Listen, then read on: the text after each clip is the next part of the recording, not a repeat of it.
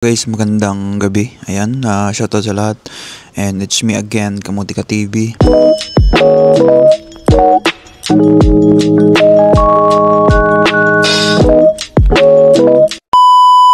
And welcome. Welcome sa YouTube channel ko. And sa mga hindi pa nakapag-subscribe dyan, subscribe nyo na. And okay lang mag-subscribe basta ayan, lagi manood for more knowledge about dito sa Macau, sa mga gusto mag-Macau, and then sa mga nagbabalak, di ba? And sa mga nandito rin, malaking bagay 'yon para sa inyo, and para magkaroon kayo ng idea, di ba? Ang mga diskarte dito, business experience so guys ha. And ayan, gusto ko lang i-share. Marami kasi na naman ngayon yung mga talagang gumagawa talaga yung mga ano natin mga, kung ako man yung vlog ko is about sa mga paano maghanap, diba? Mayroon din naman yung mayroon dito talaga na na gumagawa naman sila ng paano mga scam, diba? Yun yung nila dito ngayon gumagawa talaga sila ng, alam nyo guys, delikadong ginagawa nila diba? Kung may magreklamo sa kanila, kulong yan mga yan. Kulong yan, pero yung mga nagreklamo siyempre uwi din yan, diba? Lalo na pag malaking company yung ginamit nila. Ayan guys, ayan, punta na tayo dun sa vlog ko. Ay, shoutout ko muna yung mga derigma dito. Yun, importante sa akin Yan, kailangan nyo guys ng tibay, tiyaga at dasal syempre. Importante yan, dasal. And huwag kayong susuko. Kung anong naumpisan nyo guys, kailangan nyo talagang tapusin. Diba? Kailangan nyo makahanap ng trabaho, hindi makauwi ng Pinas. Huwag kayong titigil. And lahat naman, sabi ko nga lagi, lahat naman nakakahanap ng trabaho. Pero minsan yung iba matagal kasi nga walang diskarte. Ayan, walang tiyaga. Ayan guys, yung pag-uusapan natin ngayon is about sa mga walang tiyaga. Mga tamad. Ilang beses ko na kayo in-inform, pinagsasabihan, wag kayo dyan titingin kasi mapapahamak lang kayo. Totoo yan. Papahamak talaga kayo. Pero sa bagay, sabi ko nga din lagi na hindi ka talaga matututo hanggat di mo na-experience. Mas maganda na rin yun, di ba? Mas maganda na rin yun na na-experience mo. At least, nalaman mo na totoo pala nangyayari yan, di ba? Di ba? Ganon yun. And then, sa susunod na may sa'yo ulit, and aware ka na. Di ka na basta-basta alam ko na yan. Di ba? Na-experience ko na yan. Di ba? At least may kwento ka. Maganda rin yung ganun. Pero mas maganda yung sasabihin mo na, ay wala, hindi ako nadali dyan kasi alam ko ng mga yan Ay, daming lamok dito guys Ay, nanonood sa vlog ko. Nanonood sa akin dito sa camera ko naglilipad-lipad sila Ayan guys, for today's video, yung kaibigan ko kasi lagi sa akin nagme-message. Nung una muntik na rin siya. Ngayon na naman mayroon na naman nag-message sa kanya. Kaya guys, gusto ko i-share sa inyo. Ayan, para malay mo, isa ka na rin pala na biktima dyan, di ba? At least, napanood mo. Pero nabiktima ka na. Yan, mahirap. Okay sana yung hindi ka pala biktima, napanood mo. Para pag in case na may sa'yo, alam ko na, napanood ko na yan, di ba? Yun yung maganda. And guys, ito na, share ko na. And yung kaibigan ko kasi, nag-chat sa akin kanina. Oo. Sabi niya kung legit ba to. Sabi ko, ano ba yan? Lagi nag-chat sa akin about sa mga ganyan, may mga, kasi naghahanap siya. And nag-chat siya sa akin kanina, sabi niya, pre, tingnan mo nga to. Sabi ko, ano ba yan? Sabay kubo pala niya na may nag-post kasi na daw, may quota, direct. Grand Lisboa pa naman lang yun. Lisboa. Social sila. Grand Lisboa daw. Sabi ko, ano naman yan? Bali, sila doon. Nag-post daw, tapos nag-PM. Kasi nag-post, sila doon nag-comment sila, nag-PM sila Nag-PM sila doon sa tao na nag-post na, sir, kami interested, di ba? Sabi kasi doon sa post na Grand Lisboa, may quota, and then PM lang. PM lang sa mga gusto. And then yun na, nag-PM sila. And then isa sa mga nasilik. Sabi sa kanila kasi kinontak na agad sila eh. Sir, pantay na lang. And then antay na hintayin nyo may mag-email sa inyo. Kasi yung CV nyo is pinasa na namin doon sa Lisboa. And syempre, ang galing naman nila, lakas nila doon sa Lisboa, di ba? Pasa silang CV. Yan na. Pagka siguro, sabi niya, basta, hindi nagtagal eh. Mga ilang oras lang. Pagkasabi sa kanila, nag-message na. Na napili yung CV mo for this position. Yan guys, basahin nyo. Parang totoo talaga yan, Ayan, totoo. Parang totoo talaga. Tingnan sa screen. And then, may interview na agad sila. Kinabukasan. Diba? Galing. And then, interview. Sabi naman sa kanila, kailangan nyo magbigay ng pera para i-confirm natin yung interview. Kasi kung hindi kayo magbibigay, ibibigay namin sa ibang kuta. Sabi ko, scam yan pag ganyan. Walang ganun.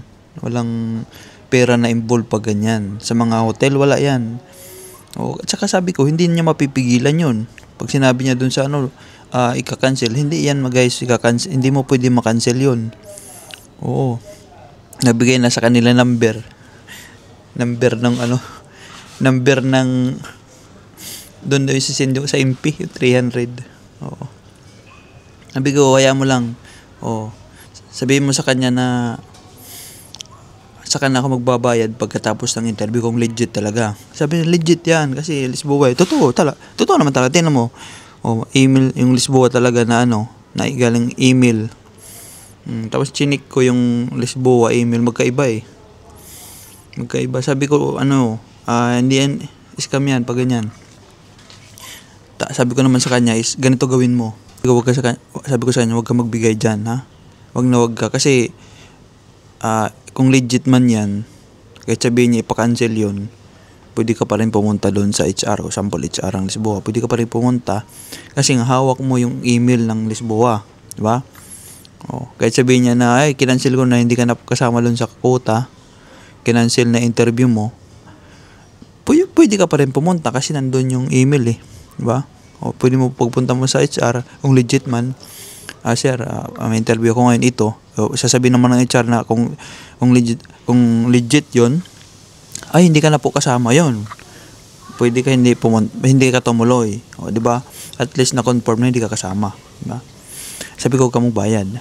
Kinabukasan ko na dapat siya pinapupunta. And then sabi ko, may ginagawa ka ba ngayon? Sabi niya, wala. Sabi ko, ngayon, punta ka sa HR, sa Lisboa. Punta ka doon. Itanong mo kung ano ba to, kung confirm ba to.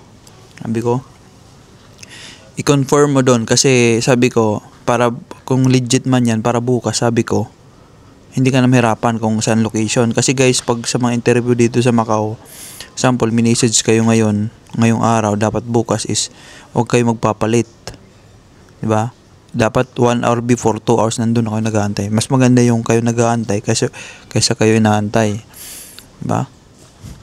Huwag kayo magpaka-importante dito.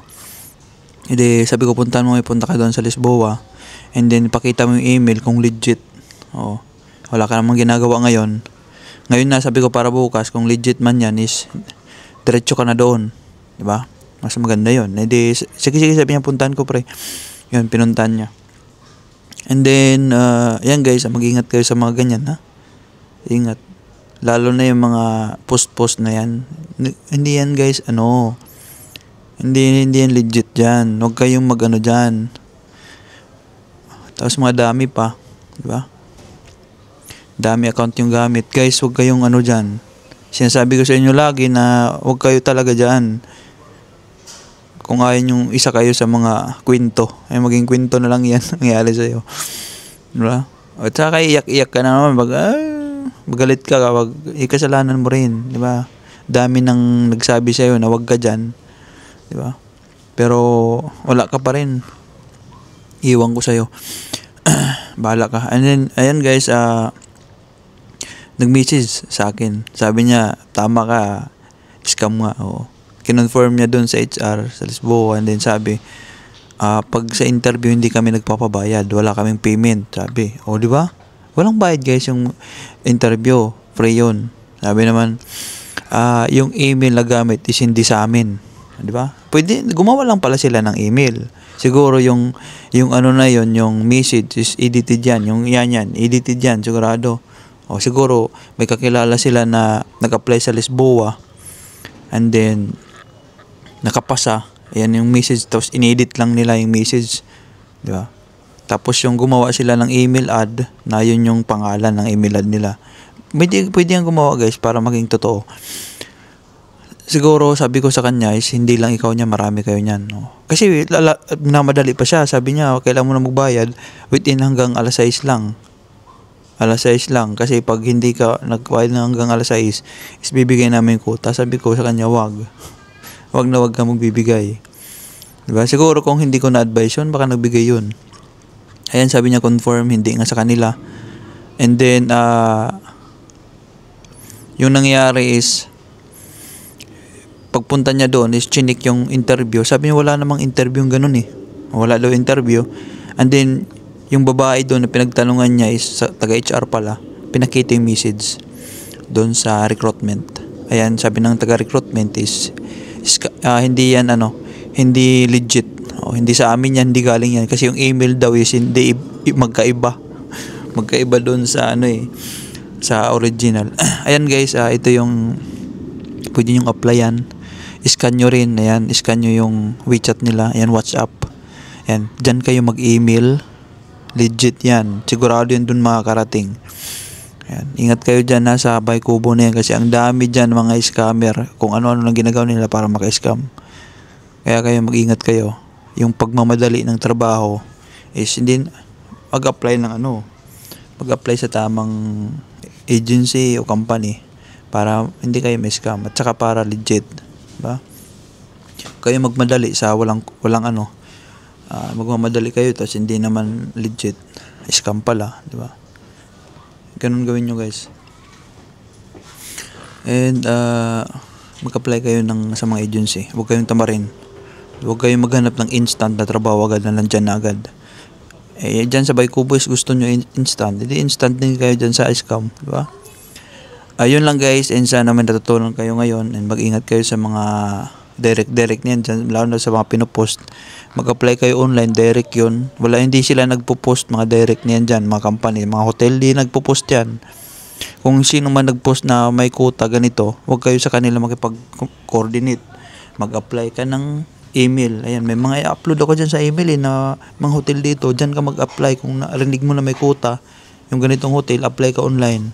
Paddarin mo, o maya-maya oras lang pagitan, send ka ulit, di ba? Imposible di ka makuha ka dyan sa isang linggo. Yun ang gawin nyo, hindi kayo, matamad kasi kayo eh.